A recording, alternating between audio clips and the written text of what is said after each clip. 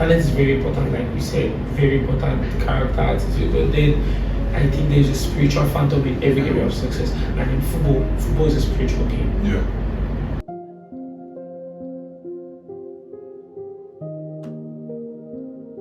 No doubt that football has evolved over the years.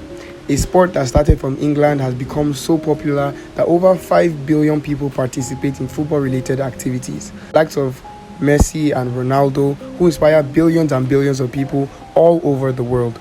People all over the world have fallen in love with football. People like David.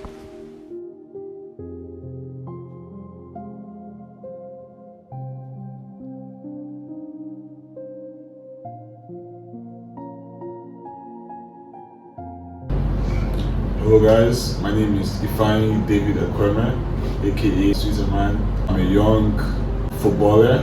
I also finished my business degree. I'm passionate about God, and I like to combine all of these three things and to serve others through that.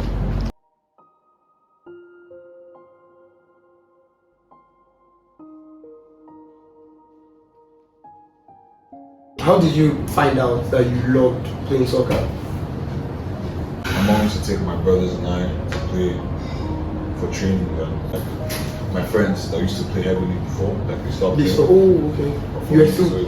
Oh, crazy. And even more so, the older I got and when I got into university, when I faced the decision between maybe school or continue to play, I was able to integrate both of them and continue doing what I loved. You played soccer abroad, Canada to be exact. So I want to know, how is that space like? What's the difference between like Canada football and Nigerian football?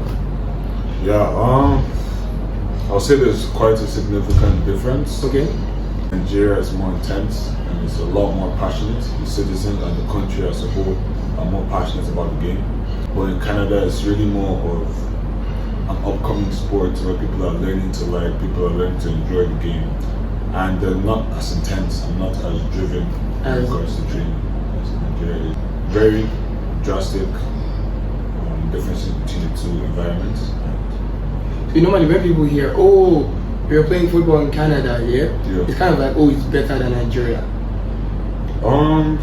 What I would say is better is definitely the standards. Like you see a lot better fields, a lot better pitches, a lot better equipment, changing rooms, you have better balls and stuff like that. But in terms of the quality of the training and how much you're developing yourself, Nigeria is definitely more intensive. For people who want to, play football internationally, who want to get signed, so like what are the preparatory stages they have to go through to get to that point? The most important is the development of talent. I've seen players that have just started playing at 15 and are able to make professional. I've also seen players that started playing in academy since they were 3 and become professional. So they're very, as long as you're able to improve yourself and compare with the top talents of the world, that's one thing. Another thing is also to be hardworking, to be able to have high work rates. So many of the players that do make it to the top, they're very diligent to what they do. They're able to prioritize. I heard Ronaldo play something like he trains for like 18 hours a day. 18 hours a day? I don't know about that, but no, like I heard though. Yeah. Ronaldo is a very hard worker anyways. Like he does train. Even after his team training, he's putting his body through a lot. Personal training, his recovery, his workouts in between, like he goes through a lot to make sure his body's ready to do what's needed. And essentially that's the only way to make it to the top, by being disciplined and being diligent with what you're doing. How do you put yourself in the right environment, the right space where you can easily be found, like people can easily, get to you?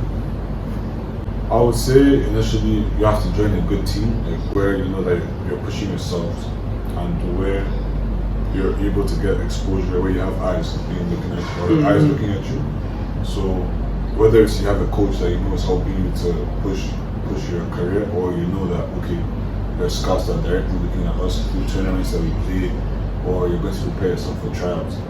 These are the various ways, but it's very important for you to have an end goal in mind and also be surrounded by people that have a similar goal as you and supporting you towards that. What was the defining moment until you were like, yo, it's football for me. Yeah, so I want to know what that defining moment.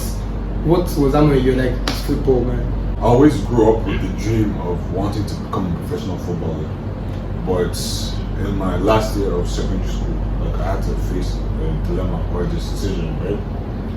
My parents wanted me to go to university, and personally, I didn't want to. I wanted to go and play football. I had to figure out a way of combining both what they wanted and what I wanted for myself. So I decided to continue with university, at the same time continue with my football and see how. So how was that combining two of them? Yeah. How was it? It was quite difficult, to be honest. It wasn't easy because I spent lots of hours in school.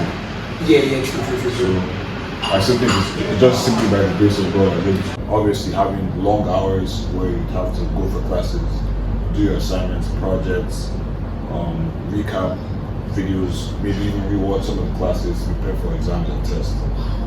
Wait, was it a day, right, that your soccer practice clashed with your class days? Yeah. So what did you do? You did class. I hope my parents don't see this part, but of course there will be some times where I have to miss a class or something. But I always have to find a way to make it up in different timings. Waking up early or staying up late to rewatch the class or to study on my own, something like that.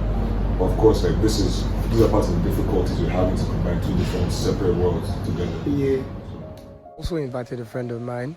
He's into soccer as well. So I thought he and David could exchange ideas and, talk about how the football industry is in Nigeria and Canada.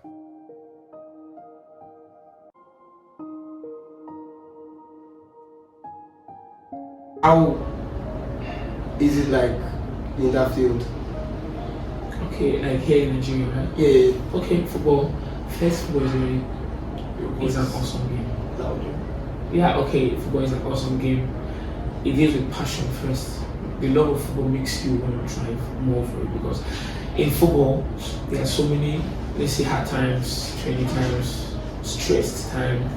But the love and passion for the game of football drives you, like waking up early to go for training after ball training and maybe pains all over your system and you still find yourself going to do the same thing the next day. I think that's love, like you know the passion. And to me, football is not just a game. Football is like a lifestyle. It's not easy. It's part of the world. Being in Nigeria, playing football is not very easy. In Africa, football is not easy in Africa, unlike Europe and America there. But in Africa, football is not easy. And in Nigeria, wow. Football is really not easy.